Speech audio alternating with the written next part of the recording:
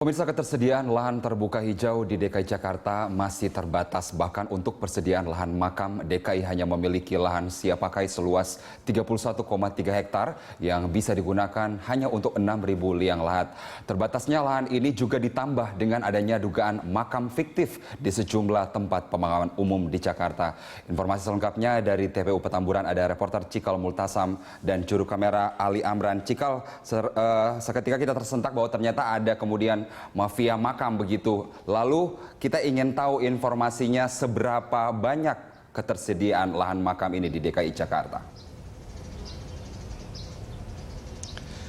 Ketersediaan dari ruang terbuka hijau di Jakarta saja sudah kurang, Carlos, ditambah lagi dengan ketersediaan dari lahan pemakaman di DKI Jakarta yang semakin sedikit tercatat. Saat ini seperti Anda sampaikan tadi, tepat sekali ada 31,3 hektar lahan yang tersedia untuk pemakaman, sementara 600 hektar lainnya sudah digunakan atau sudah penuh.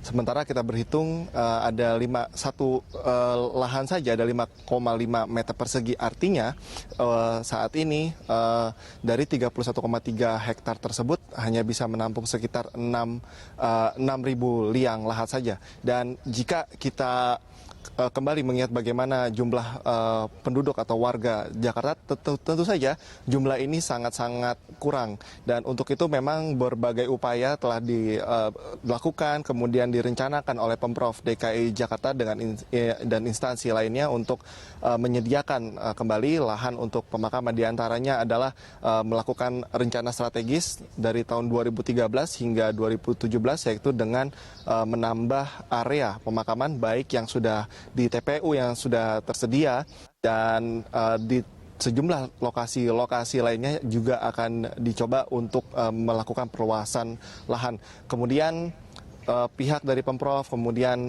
instansi lainnya juga mengupayakan untuk membeli sebidang lahan juga, dan ini merupakan upaya-upaya yang memang sedang digalakkan dan dilakukan mengingat kebutuhan akan tempat pemakaman sangat dikatakan urgent karena memang saat ini ketersediaannya sangat kurang.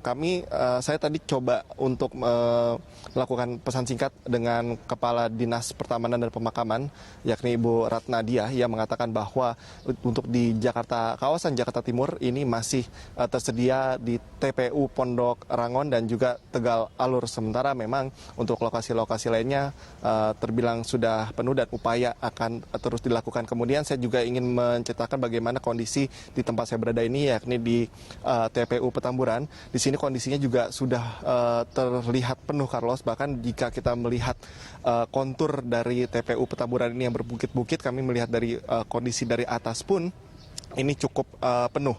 Kemudian ini ditambah lagi dengan isu yang berkembang, kemudian berita yang berkembang yang menjadi sorotan, yakni makam fiktif yang dikemukakan oleh Gubernur DKI Jakarta Basuki Cahayapurnama.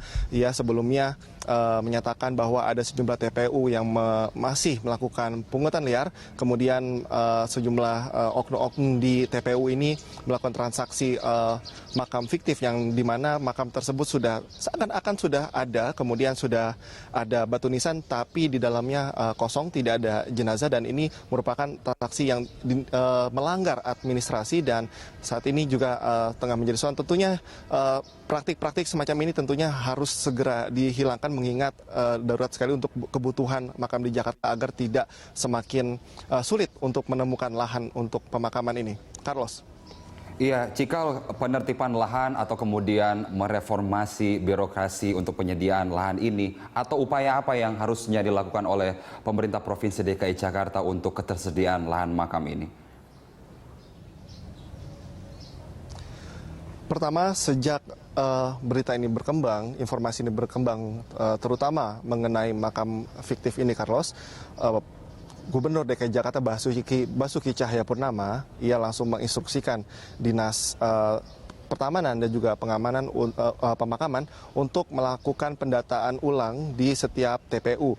Dan di TPU tempat saya berada ini, juga di TPU Petamburan, sudah dilakukan semacam kembali pendataan ulang, dan mereka mencari di bagian mana atau di bagian dari pengawasan TPU melakukan pemeriksaan kembali mengenai makam-makam yang dinilai mencurigakan atau di luar dari biasanya. Dan di sini ketika ditemukan satu makam misalnya seperti itu Carlos, ditemukan ternyata